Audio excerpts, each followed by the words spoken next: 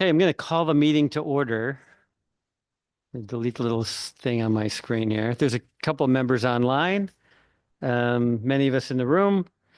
This is, I guess, our second meeting where we're JFing bills. Will be a couple more. We've got two. We'll get into what the rest of our schedule looks like at the end of the meeting, but I look forward to today's meeting. I hope it'll be productive. Didn't know if Senator Slapp or had any remarks he'd like to make. Nope. Um, Great, well, then we'll proceed. Bills for review. There are 8 items on our agenda. The first item is Senate Bill number 5, an act concerning higher education affordability and accountability. The chair is looking for a motion to JFS to the floor, and I'll reference LCS Second. 5545. Motion's been made by Senator Slapp and seconded by Representative Harris. Second. Thank you. Right. Very briefly, this is the bill that concerns changes to the Roberta Willis Scholarship Program. We seek in this bill to fix the timing issue that has really plagued the effectiveness of the scholarship program for a number of years.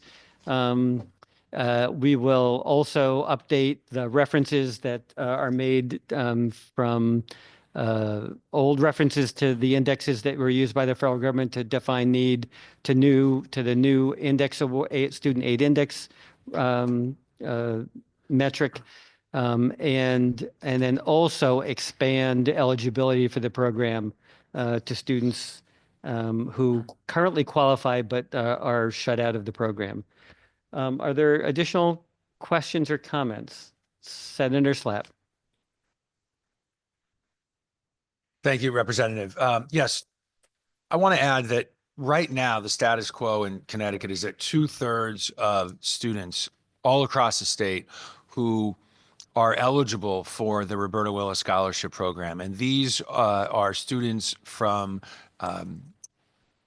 middle income and low income families. Many be their first in their family to go to college. 2/3 of the students who are eligible get nothing because we do not fully fund and adequately fund our public scholarship program like many, many other states do. So as a result, we have one of the worst brain drains in the entire country. It's bad for our economy, bad for families. This bill is really a game changer. And I think we know that it will cost money.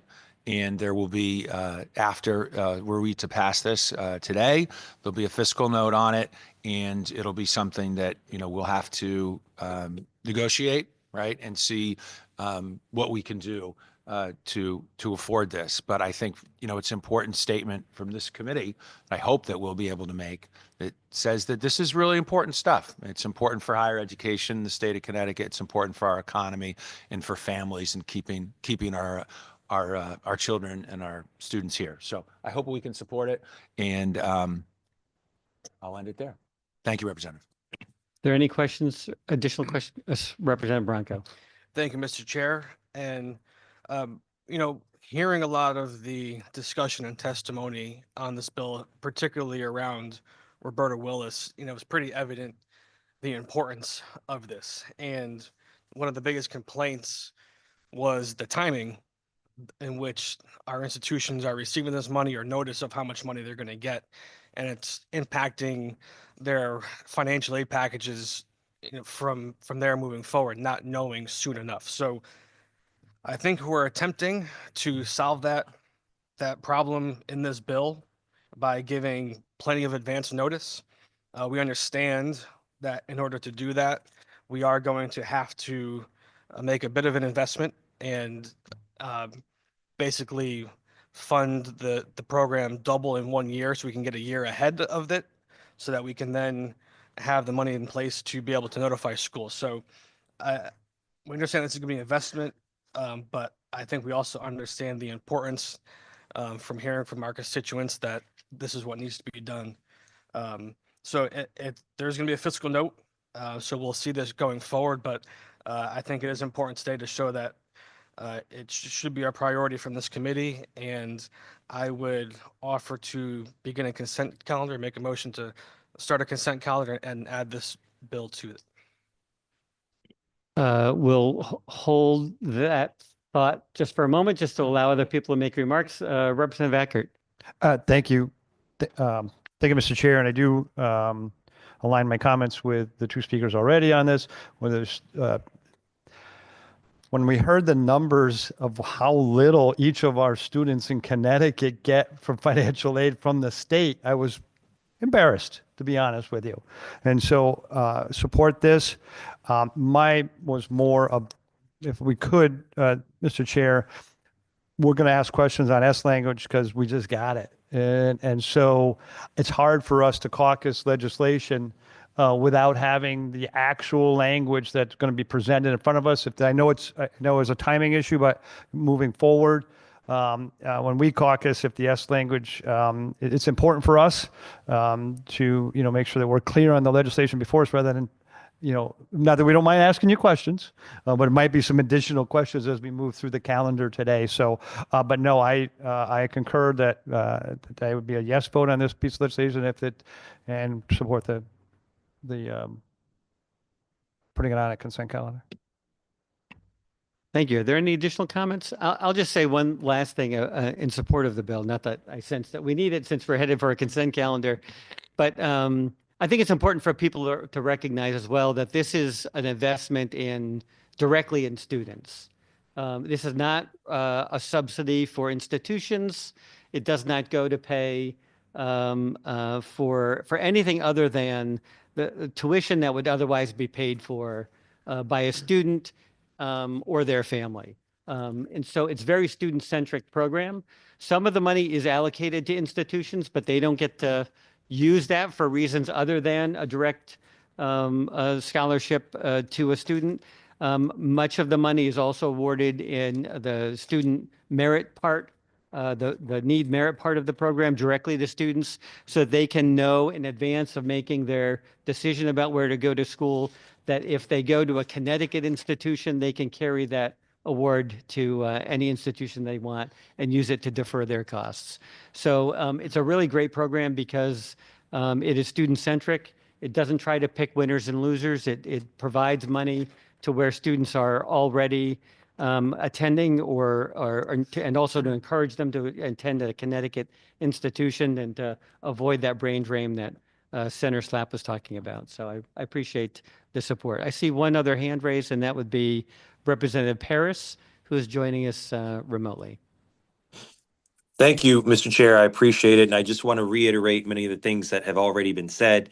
But I think it's important to also say that with the rising cost in college at every level all across our state and obviously across the country, that this scholarship program certainly, provides a crucial initiative that, again, as you have just said and mentioned, is student-based and addresses the real need of students. And my big thing is certainly around higher education is that those from underserved backgrounds have every opportunity to have access to go to school and to have those resources made available to them. And I think that this does that by providing that financial assistance. And so I just wanted to be on the record to show my strong support for the bill and obviously for the program as a whole, as we try to find various ways on multiple fronts to try to address the rising cost of college, and thereafter the issues that come from it afterwards. Thank you, sir.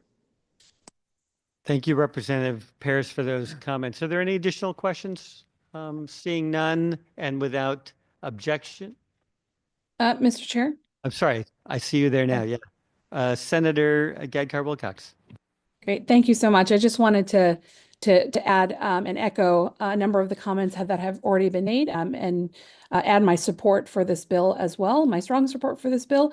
And just to note one additional thing, we're doing, I think, a good job of increasing opportunities around workforce development, which is really important because there has to be a track available and open for students who have different opportunities and different skill sets and a range of skill sets. There also has to be a track open for higher education as it exists now, because while we say some people don't belong belong in college. Some people do belong there and should be doing some really critical thinking around some very philosophical and foundational questions that will let them then excel in other careers as well. And so this provides that track and that opening for students that don't have those opportunities, but would like to get there and cannot. So I'm glad that we're providing opportunities along both of these tracks in a parallel fashion. But this scholarship really allows that opportunity for to access, any opportunity in higher education. And that's particularly important to me because, as I've said a few times before, my father, who grew up very poor in India, came here as an immigrant, came here as an engineer because of that access to education. So that access piece to me is really critical and vital, and I'm glad that we are emphasizing that here. So thank you very much for allowing me to comment. Thank you, Senator. Any additional questions or comments? Seeing none, Representative Branco requested that this be added to the consent calendar, and without objection, we will add this to a consent calendar. The next item on the agenda is Senate Bill number 1250, an act implementing the governor's budget recommendations for higher education. The chair will accept a JFS of LCO number 5545 to the floor. Motion's been made by Senator Slapp and seconded by, don't all jump in at once, Second. Senator Cohen. Okay. This legislation, just as a reminder, does a number of things. It predominantly it tightens up the way that we deal with data collection for P20 WIN, which is our. Did I say the wrong number? 5544. Is that LCO number 5544? Right, got it. All right, I may have said the wrong number, but we're talking about LCO 5544. It tightens up the way that we do data collection in our P20 WIN program, and it makes an adjustment to the way that we consider accounts receivable for in an effort to increase the number of prisoners who might be able to qualify to do post-secondary educational opportunities while they are in prison. And so the language, the LCO, the substitute language, would remove from the bill the section that requires constituent units to work very closely with the OPM to put their personal services stuff, information on core CT, and to report other expenditures to the comptroller for posting on transparency.gov. That is because those sections will be moved to another bill where they were replicated in another bill on our agenda. So the motion's been made and seconded. Are there any additional questions or concerns? Representative Branco. Thank you, Mr. Chair. And going through this, got to be honest, trying to understand what the P20 system is has been a little bit mysterious. So if things are understanding that we're really just trying to centralize the data input so that our agencies can better access and share. Is that correct? Thank you. I'm no expert in this area, but P20 WIN, sometimes referred to as CP20 WIN, and it's been renamed in this bill actually, is a longitudinal data system that collects data from student-related data from the time that individuals sort of arrive into the system through the end of their post-secondary educational process. And the goal, of course, is to understand what works so that we can look at data. We're not tracking individuals, but we're looking for patterns so that we can track to see if programs are successfully leading to gainful employment and fulfilled lives. And so the best way to do that would be to coordinate this data over a number of different agencies. And P20 WIN is how this state has decided executes that function. Okay, so a longitudinal data collection. Okay, got it. I appreciate that clarification. If you can touch on it a little bit, it was my understanding that there might be some concerns. I mean, we're asking lots of different agencies to participate in this, with our state colleges, Department of Education, Labor, Early Childhood, University of Connecticut, CCIC. When I've had some discussions, uh, it seems like everyone's in favor of the idea, but do we have, and I don't know how to do the technical speak, but do these different agencies and departments have the proper software that can communicate and do all this as it is, or are we investing in a whole new software system, or can we accomplish this with the data infrastructure we have in place and really just use it as a means to centralize and make data access a little bit easier? That's a good question. This function's already being undertaken. I think this amendment will clarify that more clearly, that that'll be under the sort of the responsibility and management of the Office of Policy Management. And it also, I just want to say this very clearly, there's also a lot of data privacy and data collection measures that are put in place so that when agencies are sharing information with other agencies and it all goes into the system, that we're appropriately protecting individual data, which is sort of not a particular concern to the state, but so a lot of times the actual identity of participants is left behind. But it clarifies that the responsibility will be undertaken by LPM, and it makes some additional requirements for data collection of the institutions and also our workforce investment boards, so that we can better track in totality what's happening across the spectrum of our services.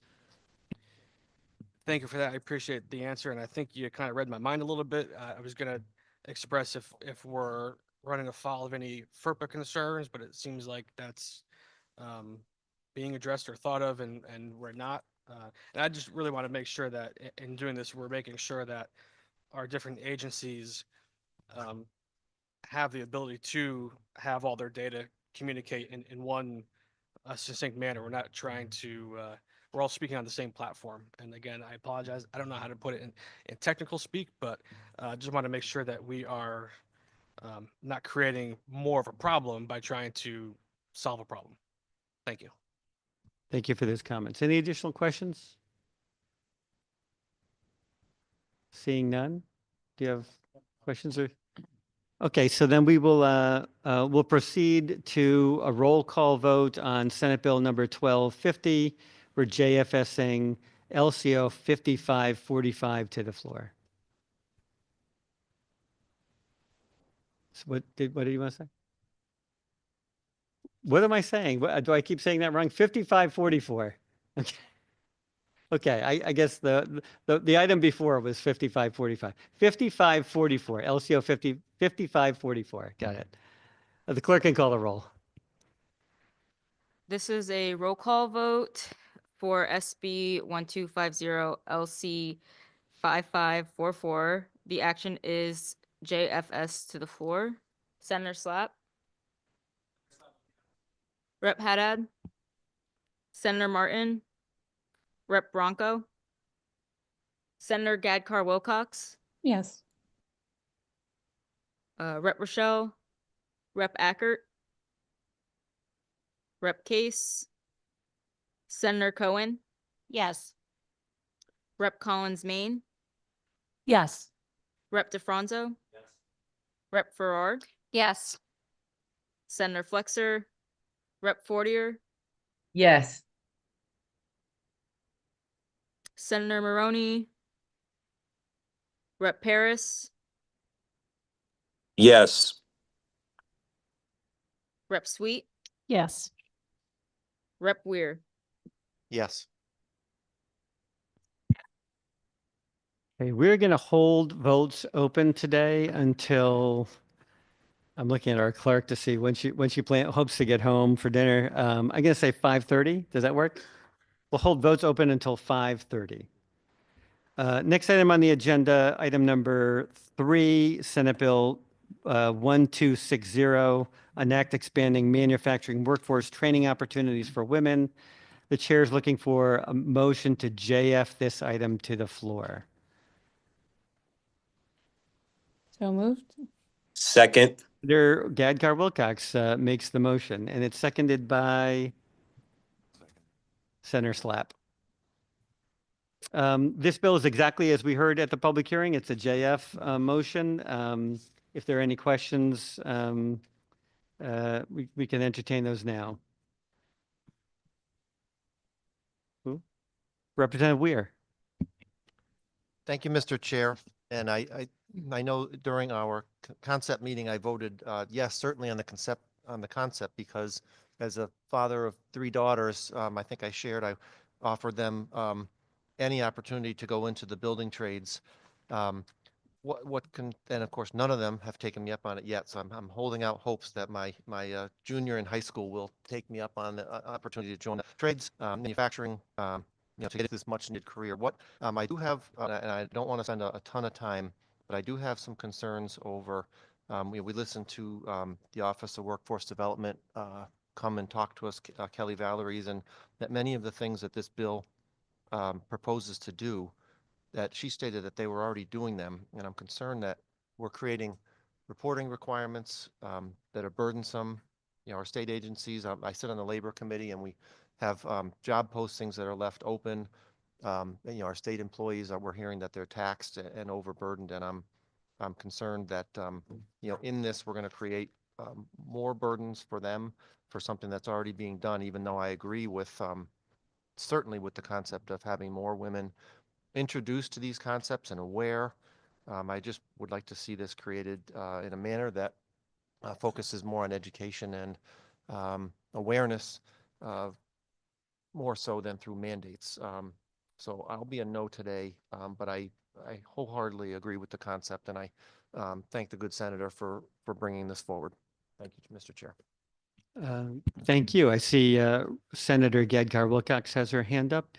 Yes, thank you, Representative Weir. I was actually going to maybe address that issue in particular.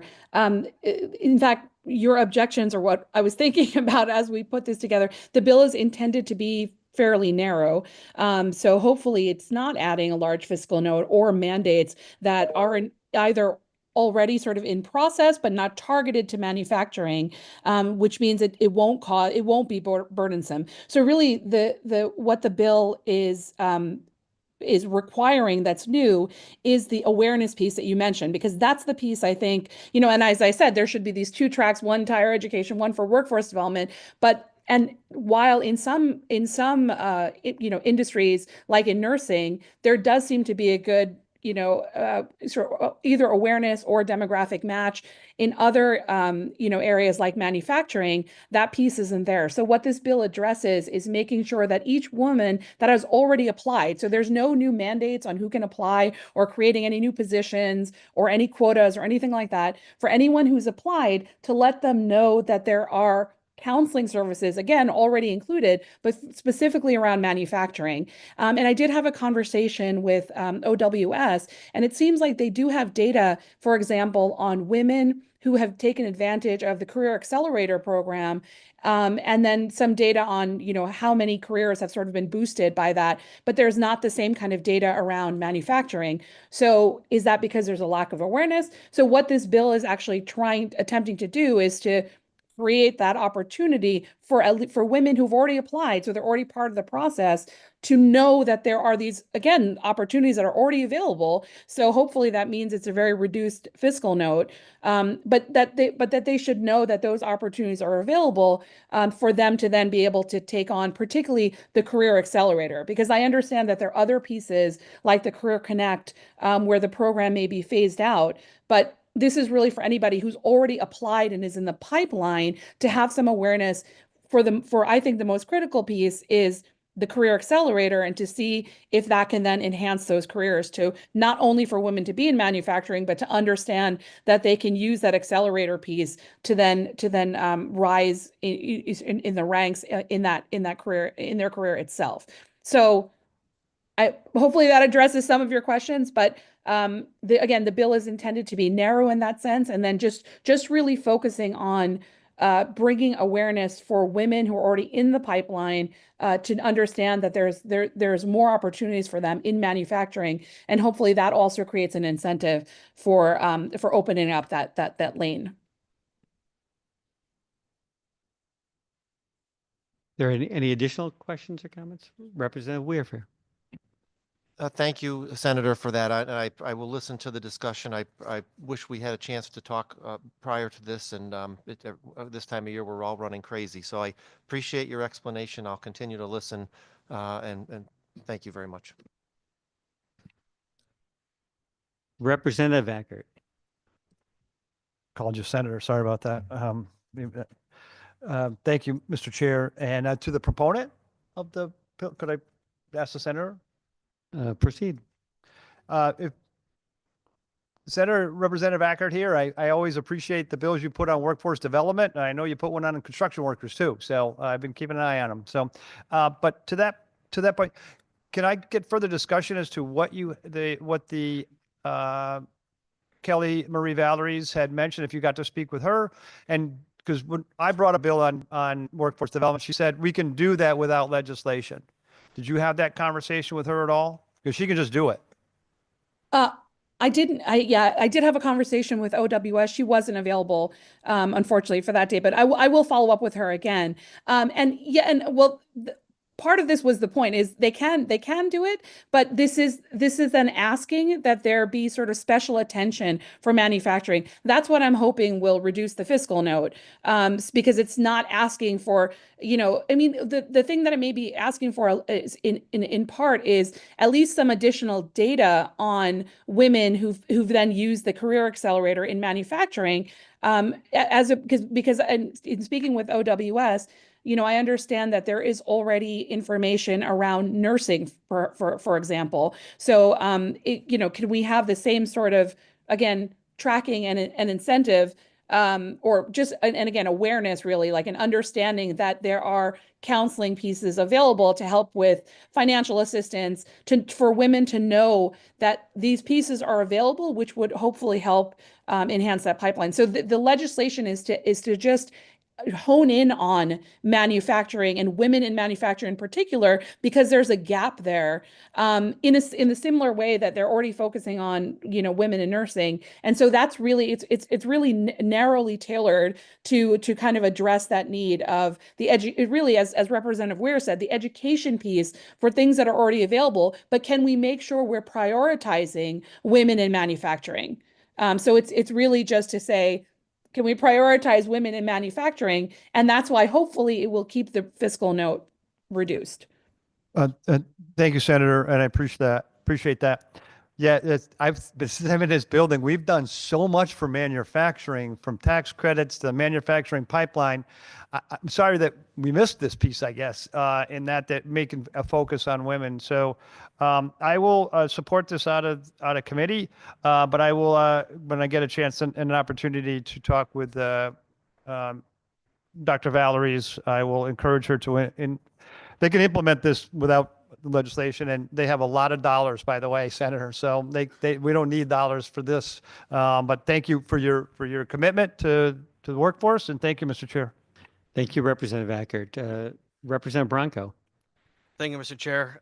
Just a few comments. All the questions that have been asked, I think were good questions, and I laud the notion behind this bill. I have a construction background, so I come from that world, so I've been in it, and I understand the importance of making sure that we are facilitating people entering the workforce, especially in manufacturing and the building trades.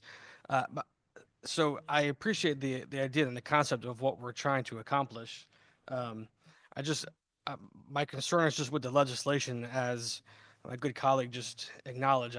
It feels like a lot of what we're trying to put into this bill can be done without legislation through OWS, who testified that a lot of this is already being done. So, I mean, at this point, to send this to the floor, I'm just not sure it's quite ready to be heard on the floor. I think it's a good idea that we can have more discussions about and develop a little bit more, and maybe have more discussions with OWS, especially since you guys couldn't connect. I think it's a valuable conversation to have before we pass legislation on it. So I'm going to vote no on this today, but only to make note that I think it's a concept that needs a little bit more development and maybe a little more tweaking before it is sent to the floor. Thank you, Mr. Chair. Thank you, Representative Branco. Is there any additional questions or comments? Seeing none, the motion is to JF this Senate Bill 1260 to the floor, and the clerk can call the roll. This is a roll call vote for SB 1260. The action is JF to the floor. Senator Slapp, Yes. Rep. Haddad, Senator Martin, Rep. Bronco, Senator Gadkar Wilcox, Yes. Rep. Rochelle, Rep. Ackert, Rep. Case, Senator Cohen, Yes. Rep. Collins Maine, Yes. Rep. DeFranzo, Rep. Farrar, Yes. Senator Flexer, Rep. Fortier, Yes. Senator Maroney, Rep. Paris, Yes. Rep. Sweet, Rep. Weir. No. Thank you. That vote will be held open until the end of our meeting at 5:30. The next item on the agenda is item number 4, Senate Bill number 1261, an act expanding the Alliance District Educator and Counselors Loan Subsidy Program and the High Priority Occupation Loan Subsidy Program. The motion I would be looking for is to JFS this item to the floor, and I would reference LCO 5620. Is someone like to make that motion?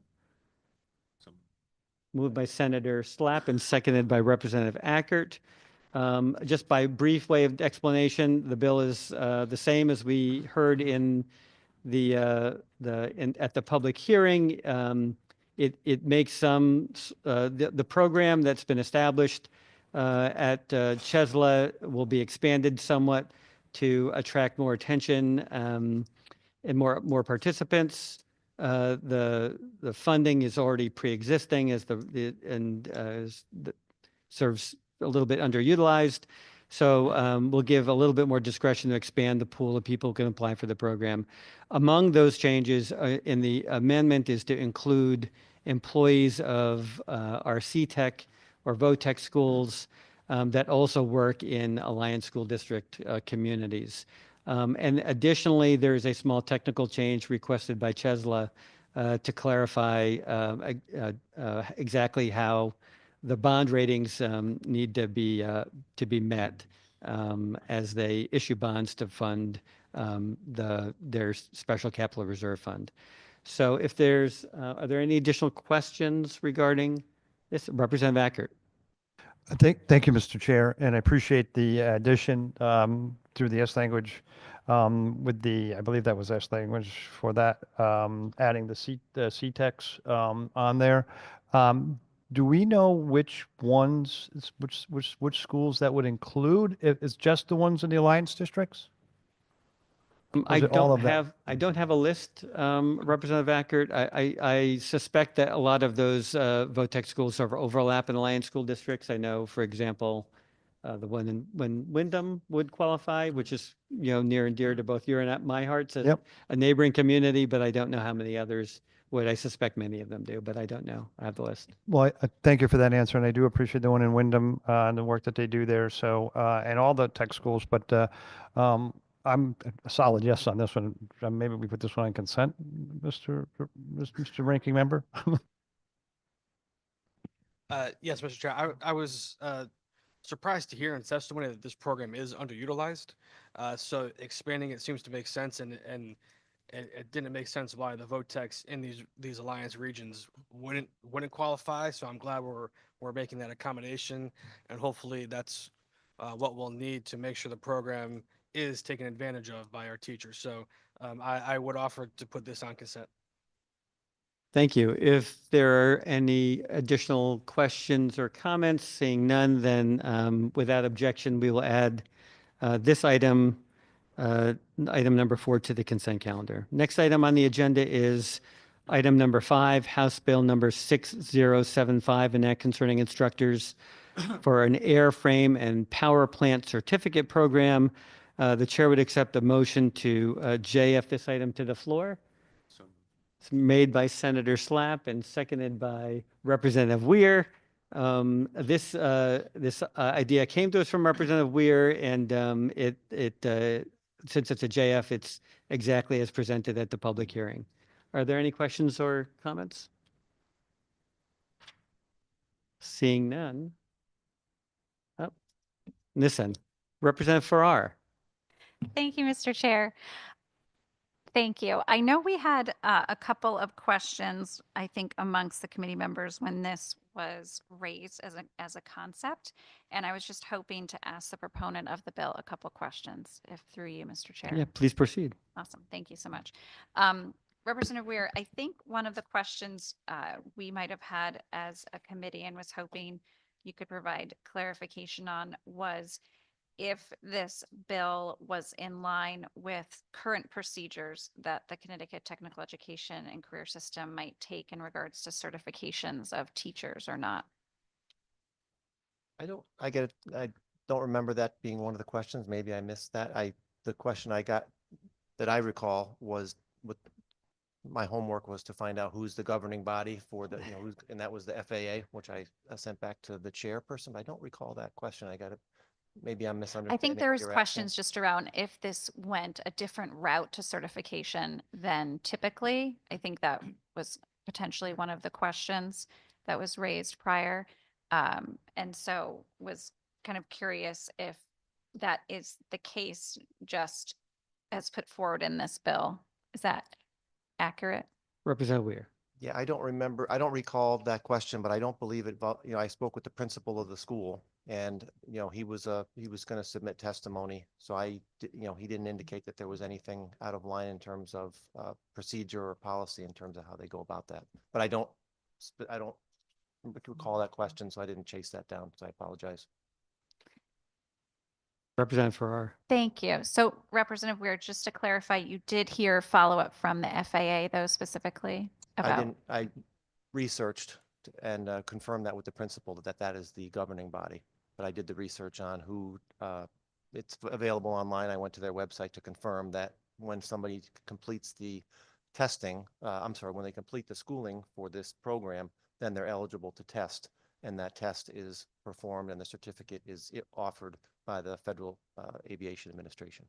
Thank you. Thank you for that and appreciate it. And I will definitely look at the testimony you mentioned further and happy to follow up with you personally. Thank you to the chair. Thank you, Representative Farrar. Are there any additional questions or comments? Seeing none, the item is to JF this item to the floor. Representative Branco. Thank you, Mr. Chair. And I would offer this item for the consent calendar as well. Okay, so if there's no objection, then we will add this item to the consent calendar, and I don't see any objections, so we'll add that to the consent calendar. The next item on the agenda is item number 6, an act implementing the recommendations of the Office of Higher Education. The motion would be a JFS to the floor, and we would reference LCO number 5548. Is there a motion to JFS this item to the floor? Motion. Motion's been made by Representative Collins Main and seconded by Senator Slapp. This item includes a number of different proposals. Mostly are technical in nature. Defines a Connecticut institution of higher education and an out-of-state institution. Prohibits career schools from renewing their certificate to operate if they don't have any students and haven't had any students for the prior 2 years. Increases the length of time that the commissioner can extend a private career school authorization for good cause, and requires the Office of Higher Education to review requests and applications for change of ownership of institutions of higher education. The substitute language dealt with only a technical issue around what the timing of when an institution would have to follow procedures for closing if they did not have students, and it makes that 2-month period of time to close initiated at the expiration of their current certificate, their certificate. So rather than prior to the expiration of their certificate. Are there any additional questions or comments? Seeing none, Representative Bronco. Thank you, Mr. Chair, and I would offer this item to the consent calendar as well. If there's no objection, we'll add this item to the consent calendar. And that is, seeing none, we'll add this item to the consent calendar. Item number 7, House Bill number 6884, an act expanding tax credits for student loan payments to include pass-through entities. The motion I'd be looking for is a JFS to finance, and I would reference LCO number 5550. Is there a motion to that effect? Representative Ackert makes the motion, and it is seconded by Representative Bronco. Is there any discussion on this item? Representative Bronco. I would offer this item to the consent calendar. The item's been offered to the consent calendar. You could hear me give a long-winded explanation of it, but maybe we'll just move this to the consent calendar. And without objection, it is so moved to the consent calendar. The last item is item number 8, an act concerning higher education management and fiscal accountability. Chair will accept the motion to JFS this item to the floor, referencing LCO number 5578. The motion's been made by Senator Slapp. Is there a second? Seconded by Representative Farrar. This is, of course, our accountability bill that requires institutions and system offices to adopt a number of more strict policies governing the use of purchasing cards, the use of state vehicles. It requires residency for certain employees of our higher education institutions. And it requires, as previously stated before, it would require additional information being provided from our institutions to the Office of Policy and Management and to the State Comptroller's Office for publication on transparency.gov. The amendment clarifies a couple of things at the recommendation of the auditors around the provisions of the policies, and it eliminates the section that would require full compliance with Core CT, which we understand would be a costly endeavor, and it additionally sort of allows for agreement on a useful way of sharing data between the comptroller and the institutions. And so, is there any additional questions or comments on this item? Senator Slapp. Thank you, Mr. Chair. I want to just briefly explain why I think this is one of the more important pieces of legislation that this committee is going to be passing this session. Ever since the reporting came out about the questionable spending practices by some of the leaders of the CSCU system, I've received emails, phone calls from constituents. Some of them are students in the system. Some of them are faculty members. Some are just taxpayers. All of them are pretty frustrated and angry about what they've been reading in the press about these spending practices, including, misuse of P cards, sloppy bookkeeping, room service, expensive dinners, alcohol purchases, etc. We've all read the reports. So this bill will tighten things up. That's the goal. It's to say it's not acceptable to not have an internal auditing department, to let those people walk. It's not acceptable to thumb your nose at the internal, rules and procedures or ignore them. And I think this is a pretty strong bill. It's possible it could be stronger. And I think we're going to continue these conversations, I hope to, over the next couple of months before we hopefully pass this in the full Senate and the House. We made some additional changes going beyond some of the recommendations that were made. One is the requirement that primary residency be in the state of Connecticut for future contracts. And I think what we're saying is if somebody's going to be making 3, 4, however many hundreds of thousands of dollars a year, they can live in the state of Connecticut. And I don't buy it when folks say, well, we may miss out on some candidate or talent. I don't buy it. If you want to lead the system, live in the state of Connecticut. That's my opinion. So I think this is a really good start. And I think what we're also saying to students and faculty members and all of our constituents is that we're listening. We understand. We not only understand your frustration and your dismay, we share it. And this is something that we're going to do to prove that we get it. Thank you, Mr. Chair. Thank you, Senator Slapp. Are there any additional comments? I would say Representative Bronco.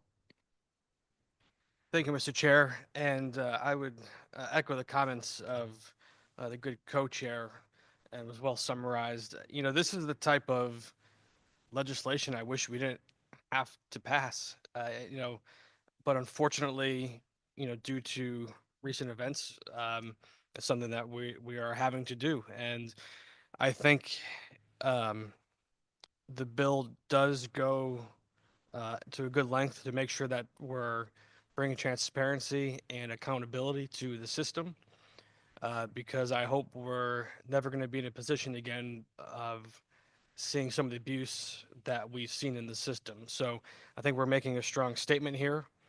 You know, it's about all we could do, you know, in legislative wise, and, you know, questions remain if we go further, and we'll have those discussions.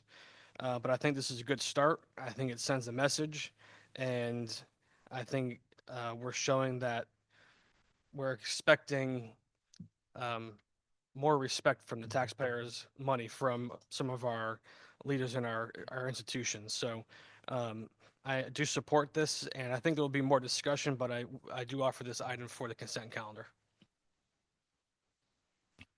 Representative Weir. Thank you, Mr. Chair, and thank you to my two colleagues. Senator Slapp, I think you covered so much of what I would like to discuss. For all these reasons, this is why we're doing this bill. I think it's a very absolutely important piece of legislation. I just would like to take it a step further. I've heard from my constituents, nobody in that area, but my constituents are, you know, disgusted with the largesse, the waste, the arrogance is regardless of the intent, that's the optics. And when we had the opportunity to speak with Chancellor Cheng, I tried to be direct and also respectful, and I don't feel that we were heard. You know, notes were taken to set Representative Bronco's point. You know, I don't think, I really wish we should not have to be here creating a piece of legislation for the CEO of somebody who's running a 9-digit budget, right? 9-figure budget should not need the state legislature to talk about accountability and responsibility. That's where we are. I recognize that. You know, recently there was a story in the Current about a UConn professor who misappropriated funds, and UConn involved the police, and that is resulting in a police investigation and arrest. And in the case of the Central situation, you've got the CEO, the guy who's running the whole thing, gets a vote of no confidence, and then the governor says it's, you know, characterizes it as small potatoes. And the taxpayers certainly don't think that. I certainly don't feel that way. And so I feel that the leadership has been failed at this level. You know, I think this should have been dealt with. That's not in my control, not in our control. But I just want to state that I'm really disappointed and frankly disgusted at the lack of leadership, that we have to be here telling, you know, while my constituents and all of our constituents are struggling with tuition and bills and food and whatever, all the hardships that we hear about and that we care about and that we were here to do something about, and we have a fellow leading this organization with perks and high salary and cars and house allowance, abusing that authority given to him and the trust given to him. And it shows a complete lack of leadership and a lack of accountability. And apparently the governor's office is not going to do anything about it. So here we are trying to piece something together that's going to send a message in the future that this isn't tolerated. But anybody in that position should know darn better than what we got here. And I thank you for indulging me. Thank you, Representative Weir. Senator Gadkar Wilcox. Thank you, Mr. Chair. I also wanted to echo Senator Slapp's comments in full, basically, and then to also add, this is, yes, it's always about accountability and transparency. And then as a chair of the Government Oversight Committee, I can tell you that's true for us, for every agency. What becomes particularly egregious, I think, in this case is you're talking about administrative actions that are on behalf of a system, a state system that's struggling right now to exist at all.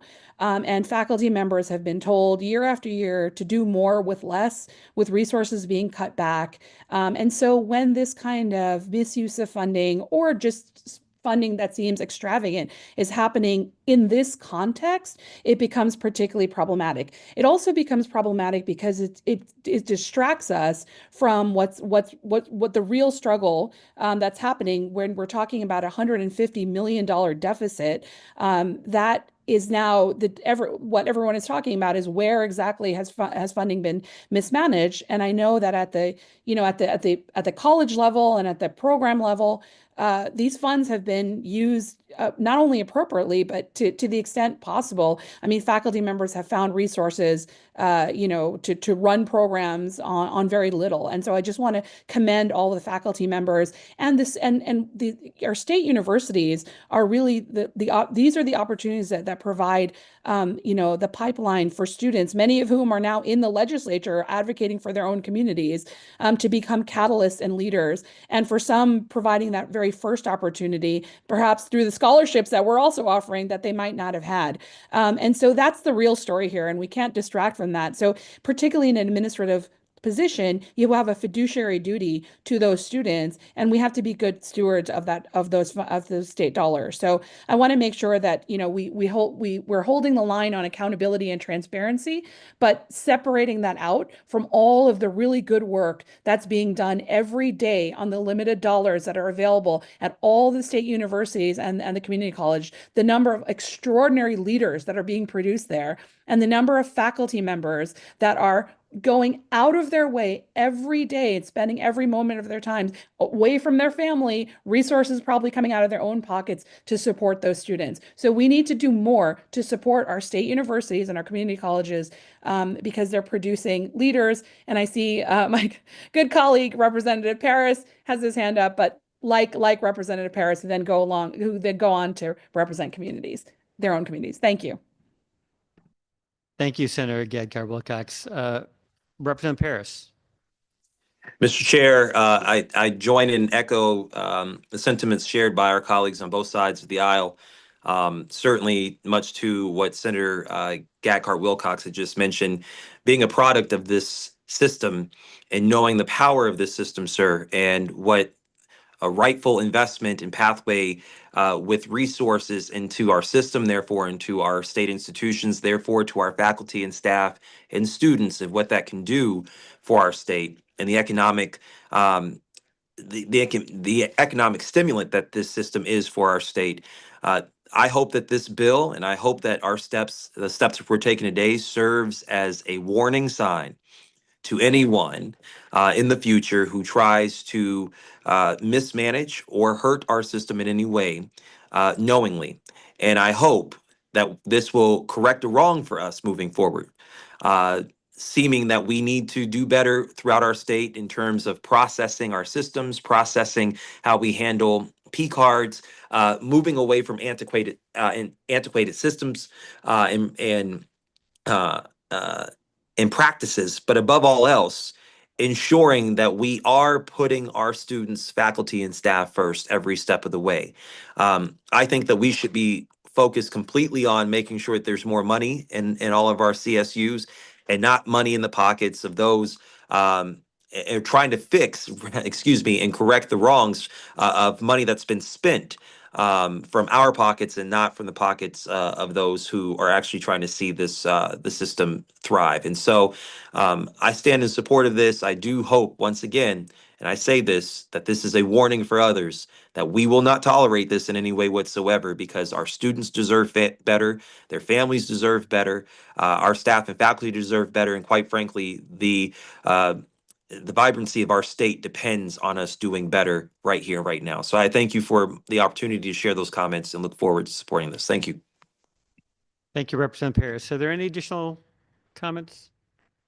Seeing none, I think there was a motion to add this to our consent calendar, and if there's no objection, we will add this to our consent calendar.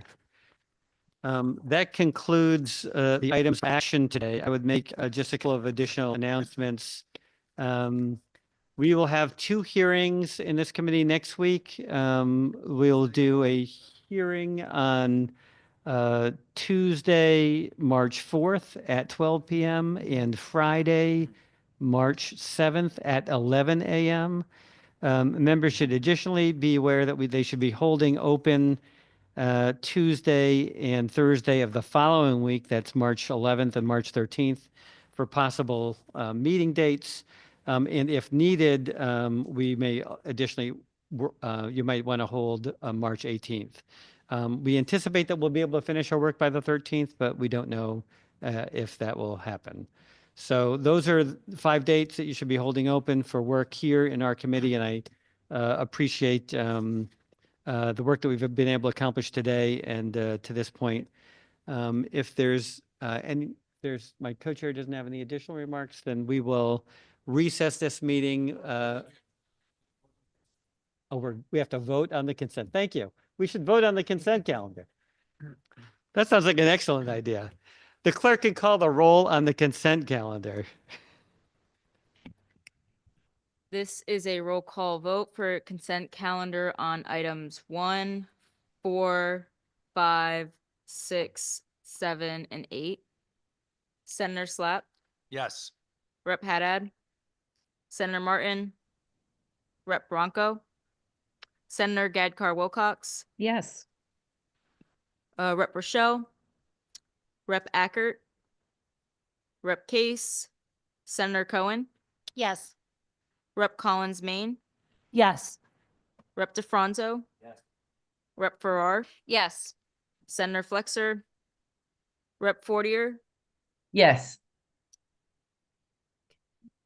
Senator Maroney, Rep. Paris, Yes. Rep. Sweet, Yes. Rep. Weir. Yes. Thank you. That vote will be held up until 5:30 as well. This is the smartest committee in the building, the Higher Education Committee. You passed every test I threw at you to correct gaffes. I appreciate it. And we will recess until 5:30, at which point we will adjourn. Thank you.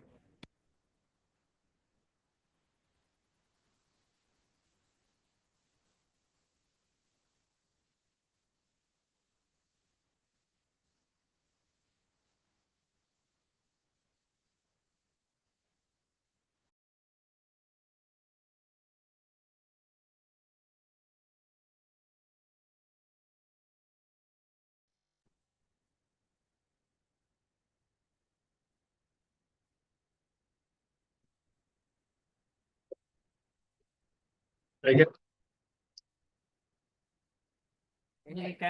my kids' school shared and everything. 12, Hi, Rep. Case. I'm sorry, I didn't see you. so that's good. Okay, 1250 and 1260 are no, the rest are either consent or yes. 1250 and 1260, no.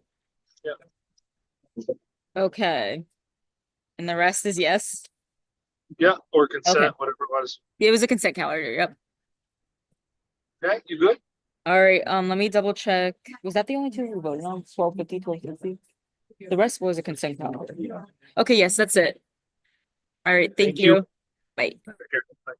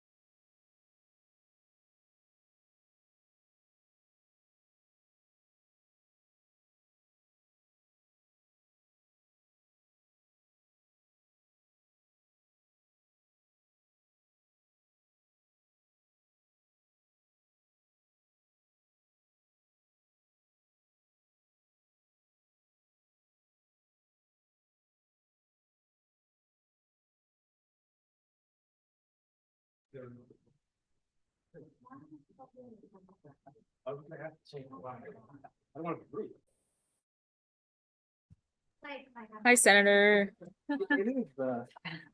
I love that. For some reason I couldn't hear. Oh, okay, hi. So we had SB 1250, an act implementing the governor's budget recommendations for higher education. And that's JFS, correct? Oh, sorry, yes, JFS. Yes.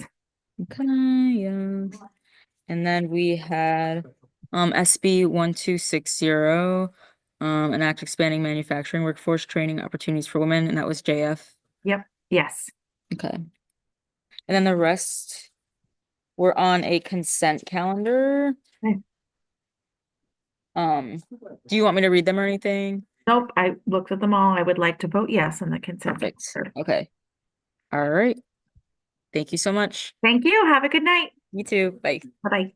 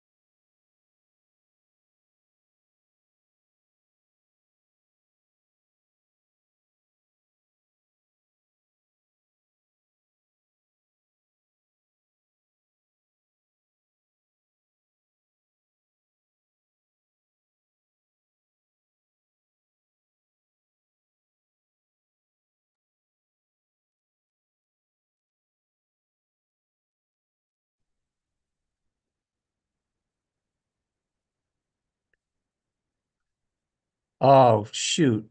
Hey, Megan. Hi. My camera's not working, but I could just walk down there, I guess. Does the camera need to be on? I forget the rules. I think it does, right? I think technically the camera needs to be on. Okay, I'll be down there. Okay, Hold thanks. on. Okay. Technical difficulties. You try. I'll see you in 2 minutes. Okay, Bye. sounds good.